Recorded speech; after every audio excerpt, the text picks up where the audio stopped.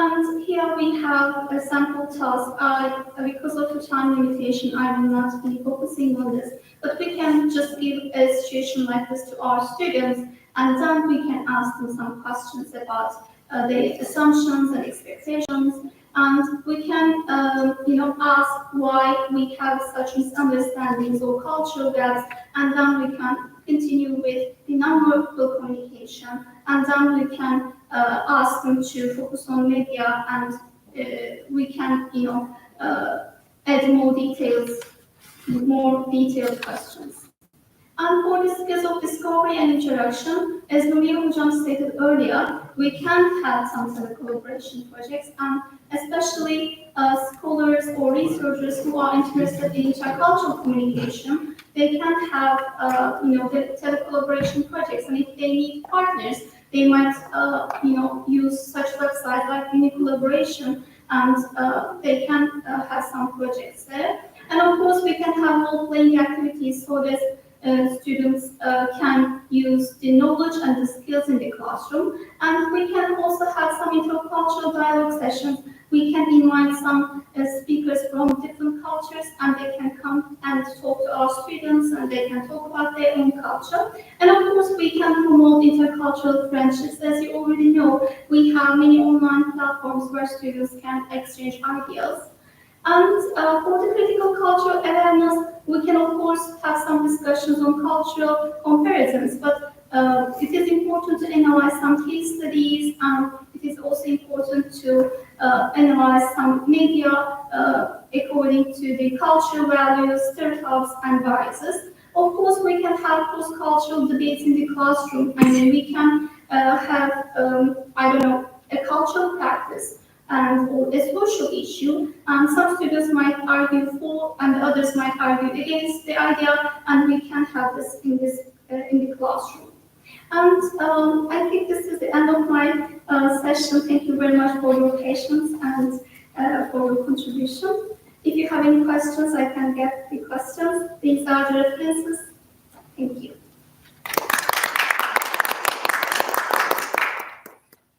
Thank you, Hocam, for your insightful workshop that you shared with us.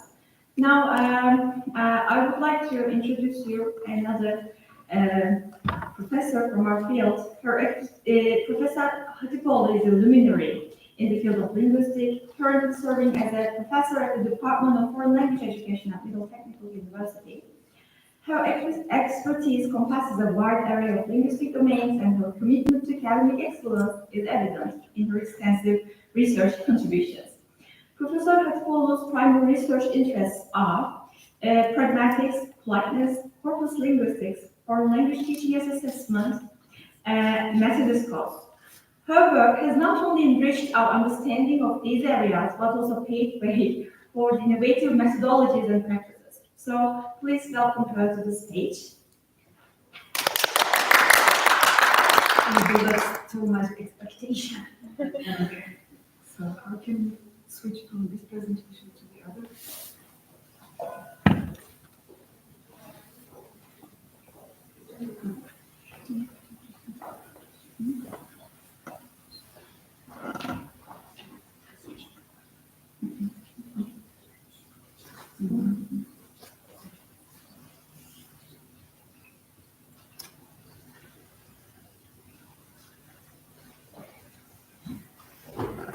Okay, thank you very much.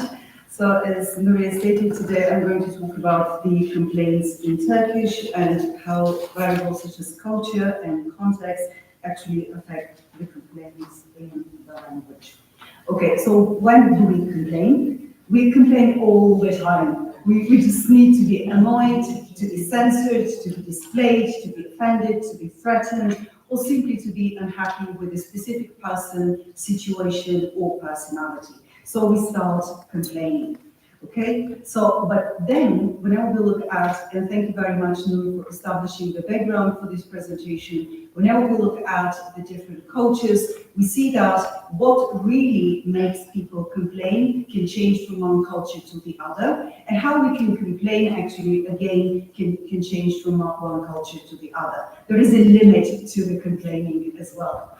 But then, those people who are working on cross-cultural communication have a number of hypotheses, and they claim that people who are coming from the so-called high power distance, collectivist, and positive politeness cultures are complaining less than the people who are coming from the face-to-face low power distance individual cultures, which are also negative politeness cultures. So in order to be able to test those hypotheses, we designed this study, and what we aim to do at the end of the study is to check whether or not there are quantitative and qualitative differences between the ways in which we complain in different contexts. So the question is whether or not we'll be able to uncover any similarities because of the context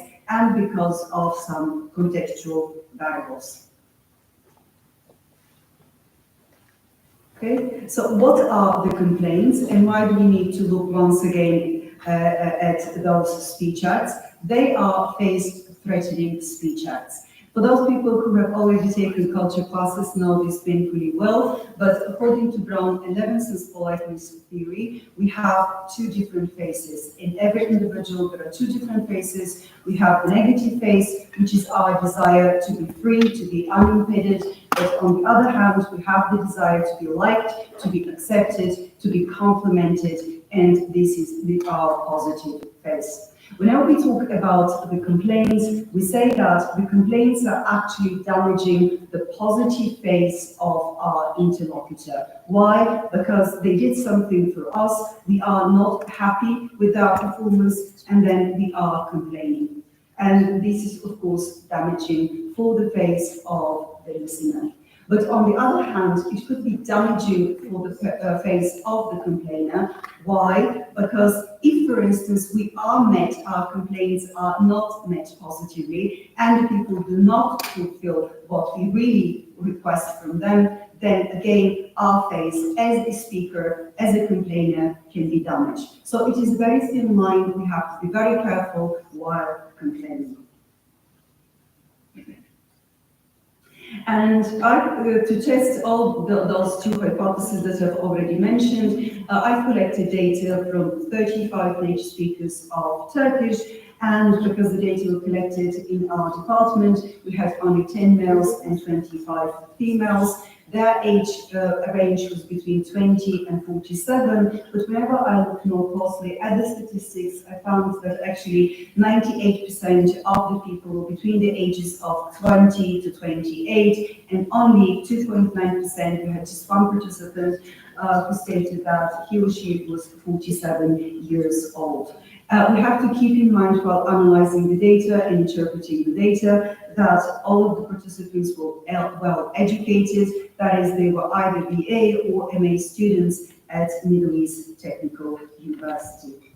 To be able to test the hypothesis, I actually created a questionnaire, including both open-ended and situation questions, and you can see both of the situations here. One of the situations actually asked them, you see that the seam of the right side of the expensive shirt you bought from the store you regularly go to is undone after one or two wearings. What would you do in that situation? And here, of course, we have a situation where we know the shop very well. The item that we purchase is not very expensive, and we are able to wear it one or two times. On the other hand, I created a situation where you notice that some functions of your expensive latest model mobile phone, which you bought only a week ago from a well-known store, but where you could shop for the first time, are not functioning. What would you do in that situation? So we already have the contextual differences between situation 1 and situation 2, and we see that we are trying to contrast something that is familiar, that is the shop, the people there, with something that is new, in new context, and something that is really expensive, and something that is not that expensive. And how we analyze the data, we use both quantitative and qualitative analysis to analyze the data, and you'll see in a moment. When it comes to quantitative analysis, we use descriptive statistics, primarily frequencies and percentages. With the qualitative analysis, we use a kind of eclectic complaint taxonomy. It was created by the previously used taxonomies by Boxter, Olstein, and Weinbach, and Trosborg, and then we did some content analysis. Okay, so here are the two hypotheses that we are testing here. Customers in high power distance collectivist, high uncertainty avoidance, positive politeness cultures complain less than the customers in low power distance, individualistic, low uncertainty avoidance, negative politeness cultures. We already talked about the negative and positive politeness cultures. The positive politeness cultures are cultures such as the Turkish culture, where the positive phase, to be liked, to be accepted, to be a part of the community, is very important. While in negative politeness cultures, we know that the individual space, the bubble of the person is very important. I'm going to explain in a moment what we mean by high power distance collectivist culture. But on the other hand, the more recent studies done on complaints are actually telling us that contextual variables are much more important than the cultural background of the participants or within the conversation or of the complainers. And a key factor that determines whether satisfactory parties are going to complain or not is their expectation of the likelihood of success. That is, whether they believe or not something is going to end well because they are complaining. Okay, so let me introduce a little bit the framework within which we are working, because I will be talking a lot about power distance, uncertainty avoidance. So the power distance is within Hofstede's framework, where he talks about the fact that in every society we have inequality, but we have different societies where people are more or less equal. And those people with less equal are very important while defining this variable, because they are to decide whether or not it is okay that they are less powerful while others are more powerful. Then we have collectivist versus individualistic cultures. We're going to use that variable as well within the so-called individualistic cultures. And a very good example for an individualistic culture is the British culture, for instance. And how do we know that? Even the I, right, the pronoun is capitalized in that language. And this is why people are responsible for their own behavior, and they are not expected to care for the others, and they are only expected to care for themselves and for their closest and dearest. But in the collectivist cultures, we are using the we language. We are less important than the community, and this is the reason why, even was probably noticed while giving my own presentation, instead of using I and I did this and that, I kind of use we, because I am coming from a collectivist culture, that is the Turkish culture.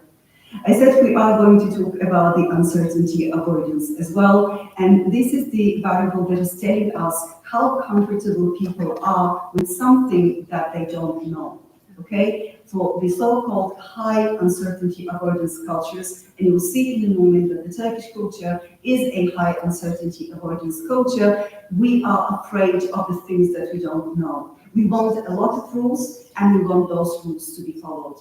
While in the low uncertainty avoidance cultures, on the other hand, people are more open to novelty and new situations. We have other variables as well, but as I said, in this study we're not using those, so I'll skip and show you where Turkey stands on the variables in which we are interested. So as you can see, the first variable, power distance variable, the highest number is 100. We are above the kind of the average, and that means there is relatively important difference between the people who are superior and people who are inferior. So we are very careful. This is why the leaders, the teachers are very important in our culture, because the rules are coming from the top and they are moving towards the bottom. Usually people who are in inferior situation are not asked whether or not they would like the rules to be changed or they would like to introduce something new. So we are high power distance culture. Remember, we also talk about the uncertainty avoidance. This is the fourth variable from the left. And what happens there is, as you can see, we do not like uncertainty. We like our rules. We like to know what is going to happen in advance. And actually, we want other people to tell us what we want to, or what we are expected to do. As you can see, again, the highest number is 100, and Turkey scored 85 on that variable. Then we have individualism, collectivism. This is the second variable from the left. And as you can see, we are a collectivist culture. Again, the highest variable for individualism is 100, but our score is only 46. Okay, so when we start looking at the results, as you can see, we had a situation where we had an item purchased from a familiar store, and that item is not that expensive. And the first question that I asked them was, what would you do in that situation? When you realize that something that you have just borrowed and only worked for 1 or 2 times, and what happens is now you cannot wear it anymore. And as you can see in the table, the majority of the people did not even think of going back to the shop and asking for exchange or asking for their money back. As you can see, we had solutions such as, I would suit it up myself, so we are prepared to solve the problem, or I would take it to the tailor and I'll ask somebody else, but why? You have already paid for that item and you expect it to be perfect. But what happens is now you have to pay more and then to be able to continue using or wearing that item. As you can see, 71%, and adding, that's something that I did not expect. I would give it to my mother to fix it, right? So we either expect ourselves to fix it, or we ask our mothers to fix it, or we take it to a tailor and then we pay even more money and then we expect it to be fixed. Only 25%, 25.7% of the people said, I would go back to the shop and I'll try to exchange it, or just to get my money back. But so it looks as if in that situation, the context, it looks important. What about the second item, the iPhone, because it is very expensive? Now the situation changed. Now it looks as if the people who have done more recent studies are right, and from one context to the other, because they were exactly the same people, native speakers of Turkish, coming from the high power distance society, from the collectivist society, but now because the situation was about an item that was very expensive, now you see we have 66.7% of them said, I'll go back and I'll try to exchange it. And a much smaller number of people said that they will try to fix it themselves. So far it looks as if the context is more important than the culture from which people are coming. Okay. And then I asked them, so this we already discussed. This is just to compare. I wanted you to see for one more time the comparison between the two tables. With the items where we are purchasing something from a familiar shop and something that is not that expensive, we are not thinking of going and complaining, but then whenever we purchase something that is really expensive, what happens is they are planning to go there. But still, again, 1/4 of the participants are still not thinking of going and complaining. Okay, then I asked them, because lots of people think of not complaining and not doing anything, so I wanted to force them a little bit more. So I created the following extra difficult situation for that. And I said, if you go to the store and tell the staff that you want to exchange the shirt or the phone, and you get a negative answer, would you actually think of complaining or writing an official complaint to the management? Okay, so now we don't only have you buy something, you realize that it is problematic, and what you do, now we move further. And as you can see here, even in that situation, when it comes to the shirt, we see that the bigger number of people, actually 54.3%, still are not thinking of complaining in that context. Well, when it comes to a more expensive item, 71.4% think now of going and writing an official complaint letter. But I really wanted to know why. What changed their mind? What are the important variables that are changing their mind? Are they contextual variables or are they cultural variables as predicted by the different politeness and national cultures hypothesis? And as you can see here, I found, first of all, the price, that is a contextual variable, is very important in determining somebody's behavior. As you can see in example 1, where we have data from male 1, he says that the phone is not cheap, the laws are clear, the laws must protect the people from victimization. So you see again, we have a combination of price, but remember what was really important for the Turkish people coming from high uncertainty avoidance cultures? We want the rules to be followed. In a way, it is a combination of context and culture. And again, we see here in the second example, it leans more towards the price. It says, I would write an official complaint because the phone is a big investment. I will spend so much money and it is a product that I will use for a long time. I will pursue this. So here we have a combination of two variables, but also just a contextual variable. But then, whenever I started scrutinizing the data more closely, the other answers, I realized that it is not simple. The answer is not simple because the so-called contextual and cultural variables are intertwined and the answers are usually multifaceted.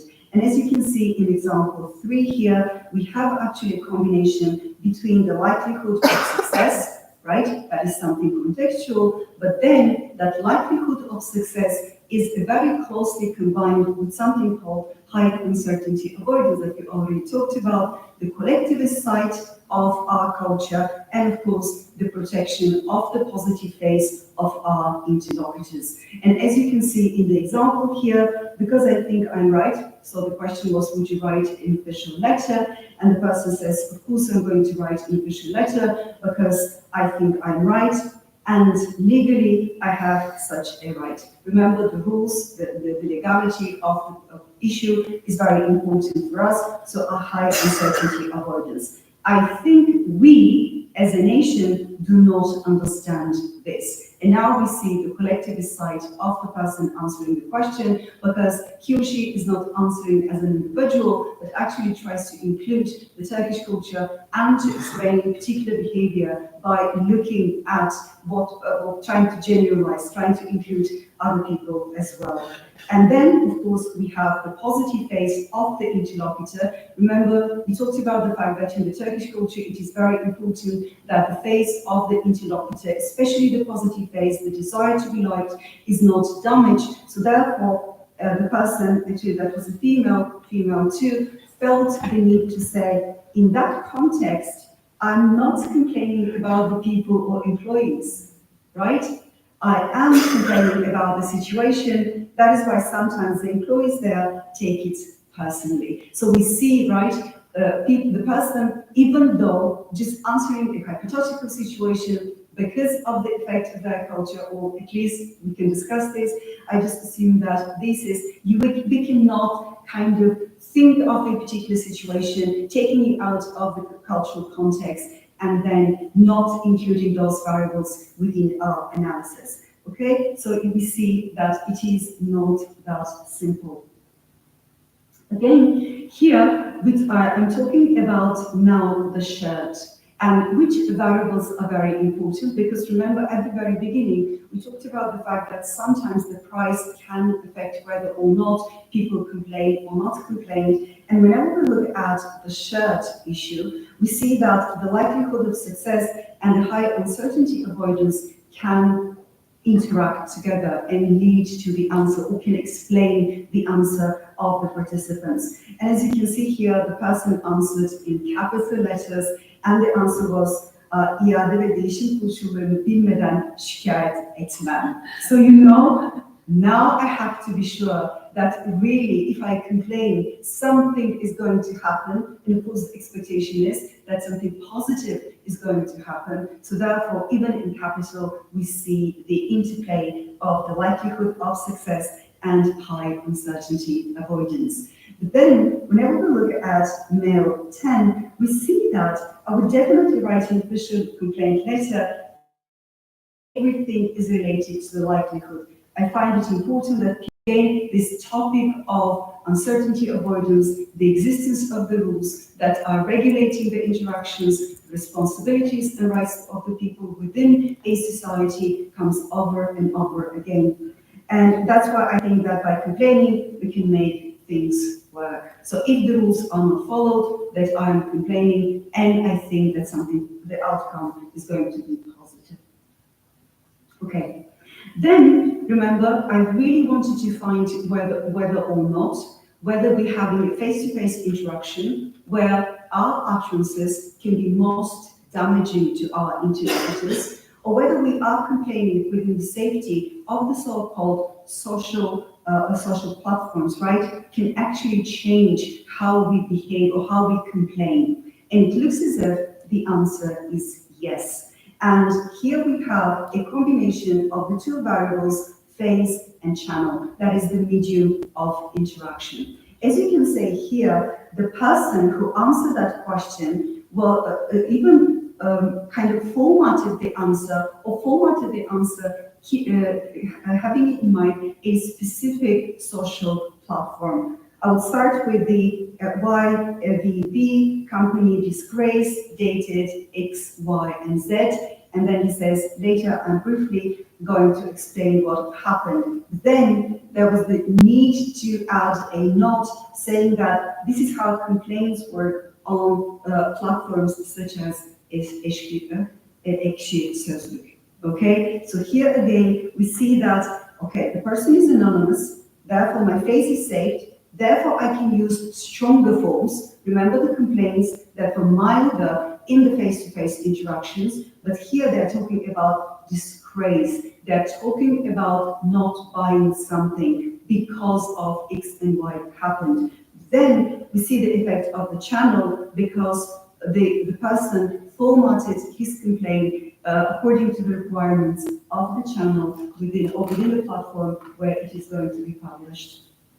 We see here the effect once again, but this time combined with the collectivist issue as well. And as you can see, the person said, first, I'm going to take the photograph, then I'm going to write my message. And as you can see, the message that the person that he intended to write starts with friends.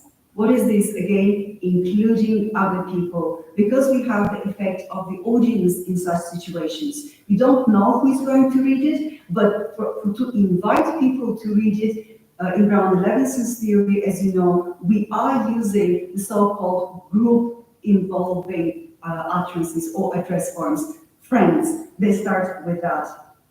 Then they talk about the positive phase of the people. So we say, I went back to the store, they neither exchanged the shirt for a new one, nor they gave me my money back. Again, the person is complaining about the fact that his positive phase was damaged here by the refusal. And finally, the channel we see, because the format, the picture first, right? In face-to-face interactions, usually you don't use the pictures, you take the shirt itself and you ask for replacement.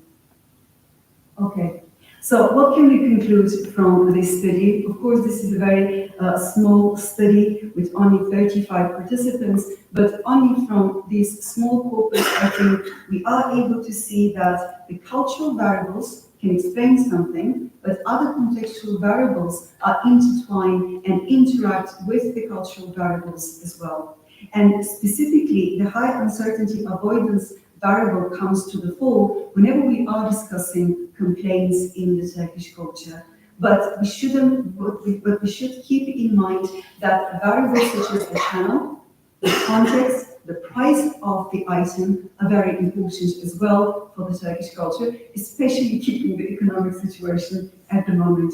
And I think such studies are really important because if we are to teach Turkish to foreigners, if we are to create authentic materials, we need to focus and need to analyze in more detail variables that really make the change, the variables that determine whether X or Y complaint is going to be used. Of course, I already mentioned it, but I also have to mention about the limitations of the study once again. We had a very small sample, all of them very well educated, and of course, I collect my data using questionnaires, but we all know that what we think we would do and what we do actually might be different things. So again, other studies, replication studies, with a bigger number of interlocutors, with different groups of students, and maybe using authentic data would be really, really useful to validate the results of this study. Thank you.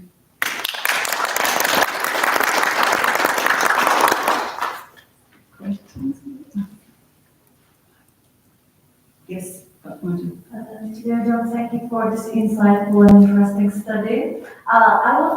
While you were presenting your study about this uncertainty avoidance, I was wondering, this conflict resolution, problem solving skills are like very crucial skills. Is it a cultural issue, do you think? I haven't seen any mention of this conflict resolution or problem solving skills, but I think of my husband, and he always avoids such kind of things. He would never return back, but with price, I would ignore it. Absolutely. So, can we put these skills under this uncertainty avoidance aspect you provided? Actually, different cultures, it looks as if they have different views about, as you said, resolving the conflict. For the British culture, for instance, we agree to disagree. This is how they start their interactions, and they say that, okay, you think what X, I think Y, that is okay, and if at the end of our interaction we do not agree, that is okay as well. But when we look at the French culture, for instance, we see that it is completely different. Two people are interacting, but the French people go for the kill. So at the end of the day, we should have a winner in the conversation. When they looked at cultures, we call them Mediterranean cultures, the Turkish culture and the Greek culture, for instance, we usually do not like arguing. And if people do not agree with us, we move to the level of physical physical argument, let's put it more mildly, okay? So therefore, a lot of people, as rightly stated out, if they know that the conflict is not going to lead to convincing our interlocutors, then they simply avoid interacting even with those people. Thank you, that's so interesting.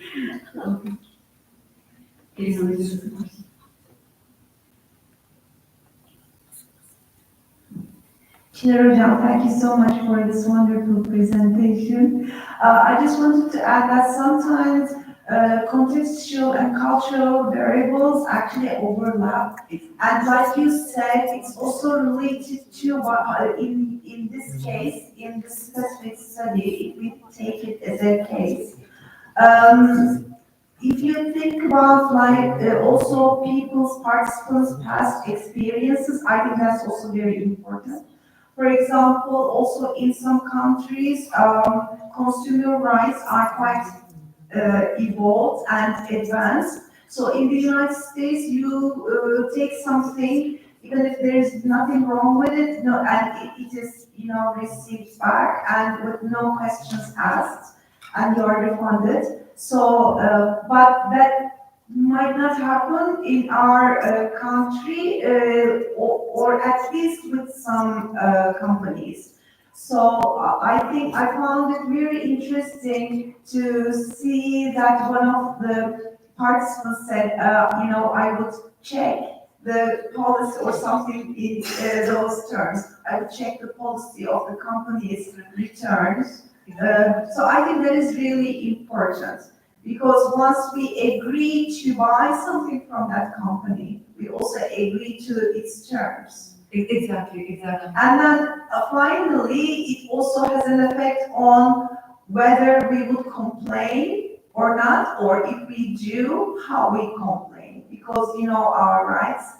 So I think this was very interesting, and I just wanted to say that sometimes, if we consider individual companies, again, sometimes cultural and contextual variables really overlap. Exactly, Hajam. Of course, I did not have time and did not mention it here, but we discussed this topic with my students, and I asked them to talk about their background experiences, and they mentioned exactly the same point. They said that, for instance, we have Marks and Spencer, right, and they are a British company, and if something even is not wrong, and if you're not happy with the purchased item, then you go there, and it is replaced. But then, even one of my students mentioned this, I bought something, it broke within 2 days, and then I didn't even bother. I just put it in the bin because I knew that nothing is going to happen.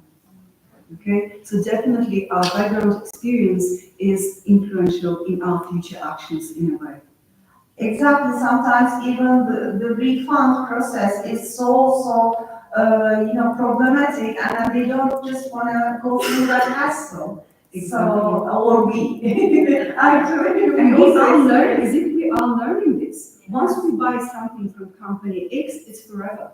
Nothing can go back, right?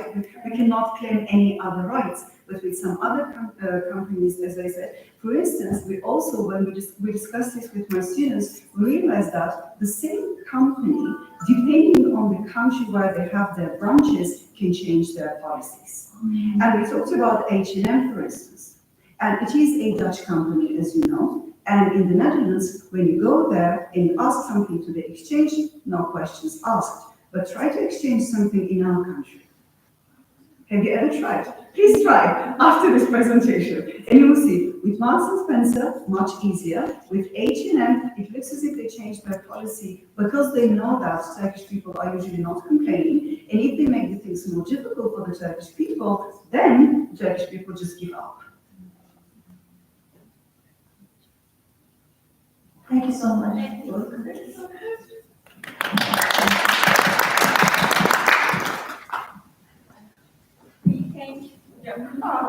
We thank you for your insightful presentation.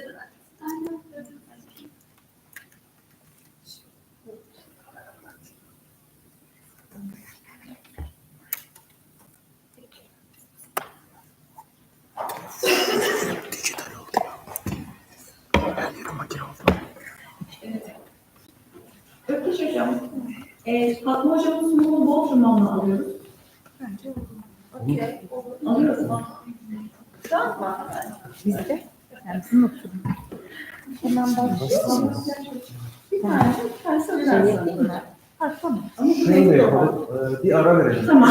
5 dakika. Tamam. Sonra hocamın başkanlığında bir bilimler oturumu olacak zaten. Orada başlayalım. Hem siz nefes almış olun, hem hocalarımız hazırlık yapmış olsun. Herkese nefes verecek. İşaretleri. Öyle mi? 5 dakika olsun. Hocalarım hazırlık yaparlar. Aynen öyle.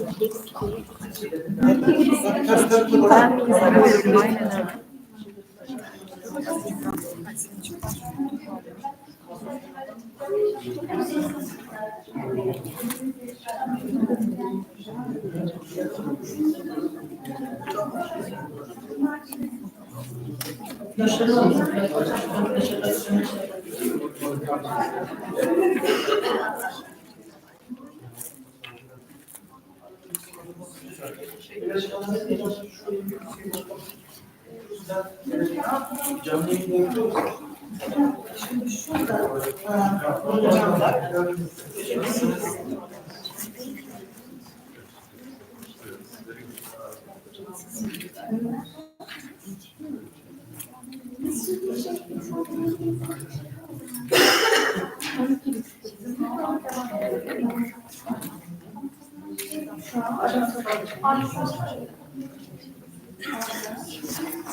Hocam, isim neydi? Ökkeş Hocam. Tamam.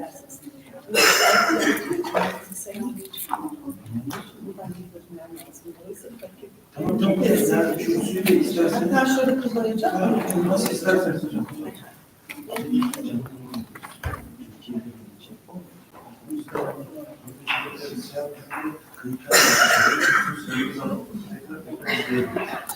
Tamam, sıkıntı değil. İşaretimizi selamlarız. Yok siz hazırlık yapın. Şu an hocam, Flash. Anneciğim, Mail olarak da var. Buranın mail adresi. Oraya indirin.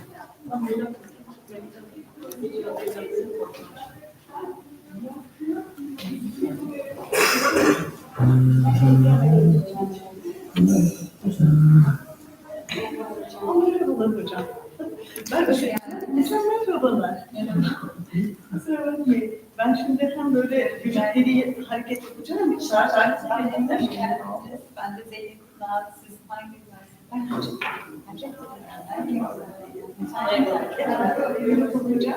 Ben de Ben güzel. Hacı Bayram.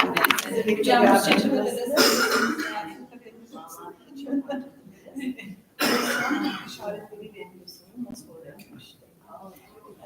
Ne güzel. Merhaba. Merhabalar. Vallahi eğer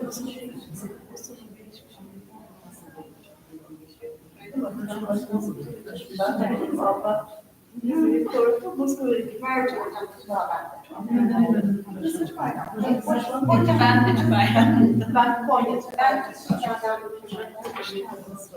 orada da Çankaya Üniversitesi'nden. Güzelsiniz. Ben de Hacettepe'den başladım. Çok memnun oldum. Bizde Elena var bir tercümanlıkta. Evet, o eğitim fakültesine geçti. Ben sizin geçim taşıyorum. Ben sizde bir sene ders verdim. Rusça seçme dersi. Evet hocam. Evet. O emekli olmadan ben bir sene çalıştım. Evet, hatta.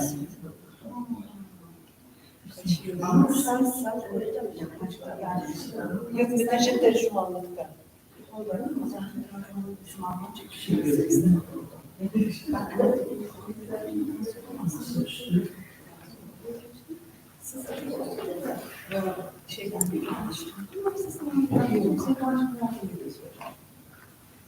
Ben bankaydım. İki dönem, bir sene boyunca. Ben hiç öğrencilerim